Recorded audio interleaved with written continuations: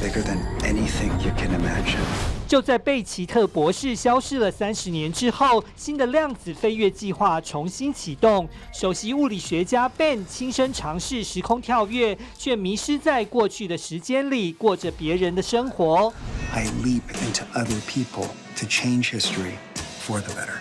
重新启动的电视剧《时空怪客》邀请到韩裔美籍影星雷蒙德李饰演 Ben， 并在第2季的节目中，希望借着帮助别人来顺利回归到现实生活中。At the top of season 2, we find that Ben is in fact still alive, and what's been one leap for him has been 3 years for everybody else back at headquarters and everyone else in the real world. During this 3-year gap, Quantum Leap was folded. There was no Quantum Leap. And they had to all bring the pieces back and to put the project back together to try to get Ben back home. So that's the overarching journey of the 2nd season. So you're on board with the time traveler thing? 从牛仔、太空人到牧师，Ben 在时空穿越的过程中，化身成为形形色色的人，也让雷蒙德里有机会能体验梦寐以求的百变人生。At my preschool graduation, I said that when I grow up, I wanted to become a firefighter, and it was the first time I got to wear a turncoat and a fire suit, and I got to use an extinguisher. I got to just be what I wanted to be when I was a kid. So that was a pretty special one. 面对种种的困难与挑战，却总是不退缩。Ben 的机智和勇气，让影星雷蒙德里从中学到了许多。Ben is willing to put his life on the line at every turn to save someone else, and I wish I could say I could do the same. And he's a man of action. He does everything in the moment, and he responds in a way that I wish I could. Sometimes I tend to be a little more passive than Ben, but that's why I admire him so much too. Why did he leap? Find out what he's there to do and bring him home.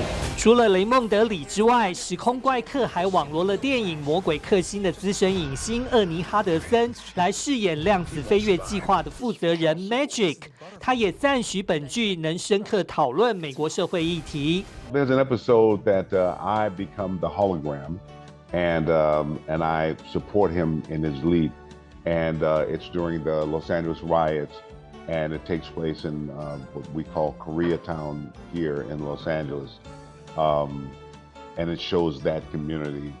And it helps us, I think, understand a lot about the racial dynamics. And so we discover a lot about magic and a lot about Ben, I think it's.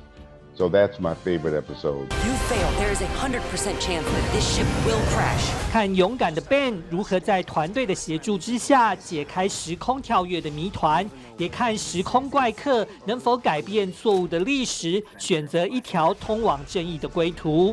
I just spoke with the family who watches all of our episodes when it airs.